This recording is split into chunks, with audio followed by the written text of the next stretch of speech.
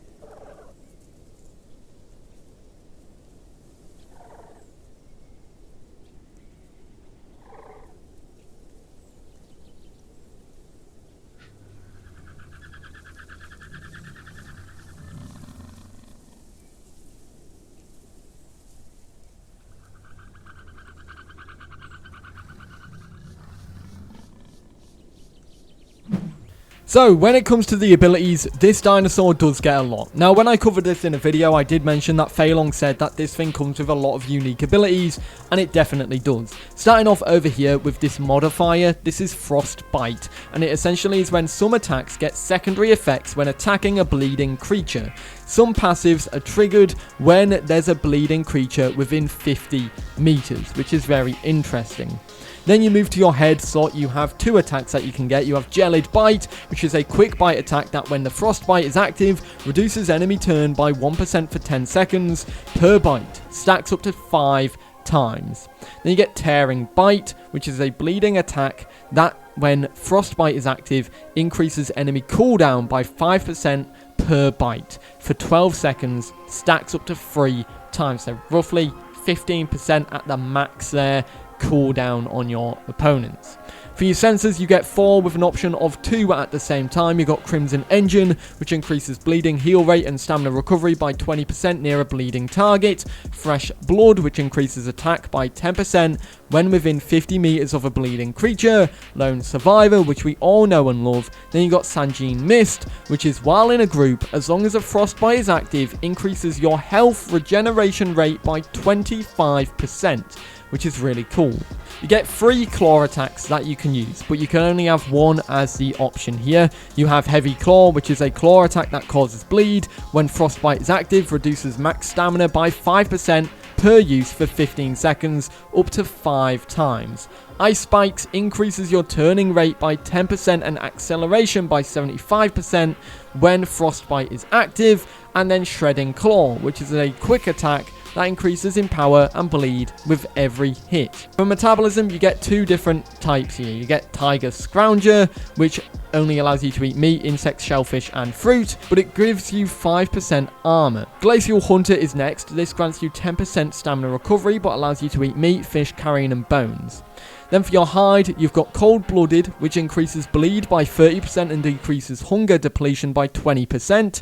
Solar-Powered, which increases stamina regeneration by 30% during the day. And Viral Frost. Attackers get their bleed heal rate reduced by 5% per hit, lasting 12 seconds. Enemies can stack this effect up to 20 times, which is insane. For the legs, you get 3 abilities, one of which is an attack. You got Gelid Chaser, which increases your sprinting, stamina depreciation rate. Essentially, you take 33% less stamina when Frostbite is active. Rose Kick lunges forward, dealing medium damage. If the enemy is bleeding, attack deals double damage. And Snow Shoes. Gain 15% trot speed and turn 10% faster when trotting. Then you have your tail. You have 2 here. One of them is more of a vocal ability and one is your standard tail attack. You get a tail attack and then you get Aurora Glory, which flares your crest in an intimidating display. Reduces the damage of nearby creatures by 15% for 15 seconds. Which is really cool. Then you get 2 vocal abilities. You get Primal Mend, which increases your healing rate by 5 times for 8 seconds. And then you have Flash Freeze, which decreases the speed of all nearby creatures by 10% for 15 seconds, which is insane. So really quickly, let's showcase the cinematics or the animations of all of these attacks.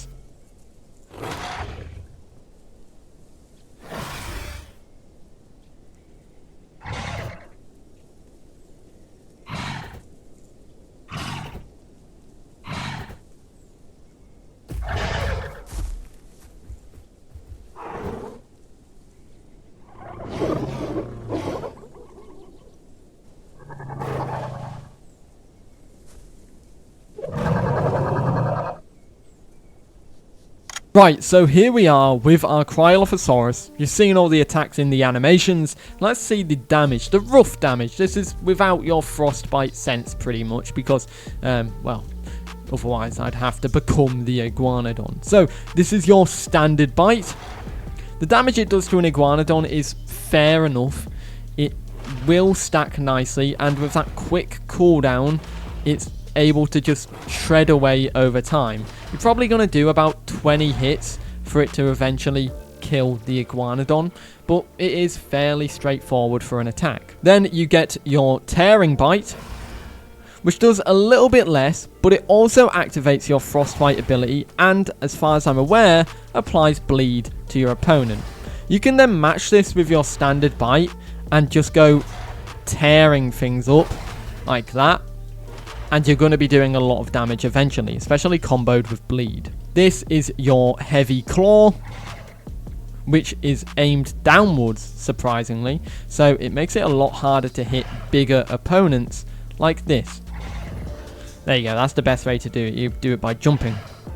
Sometimes it will hit, sometimes it will miss. But yeah, the claw attack there is quite standard. Additionally, you then get your Kick, which does low damage, but this is probably better off if you're attacking a smaller opponent than an Iguanodon. And you have your Tail Attack, which is standard for a tail attack. It's going to do less damage than other attacks, but it's still a good coverage for your tail. Now, would you rather want the vocal ability that does the buffs, or would you rather want the tail attack? That's completely up to you. Now, with Shredding Claw, this is a claw attack that will do a lot of damage. So let's see if we can really quickly show that off here. So Shredding Claw over time stacks its damage. However, it's doing very, very minimal damage on our Iguanodon, probably because it's against the Iguanodon and you're hitting its leg as well. So here we have my health really low. And this is what Primal Mend will do to heal you once we, get out of the combat timer. This is it. Let's see how much it does. So as you go, you've got your Primal Mend going there. It's got a 3-minute cooldown, and then the heal rate there is actually really, really small. Is that meant to be that small? I'm not too sure. 8 seconds for a 3-minute cooldown is very low. However, it does say this here. It heals both self and team by 1 times their health regen. Grants the team abnormal conditions immunity for 2 seconds, which is very interesting.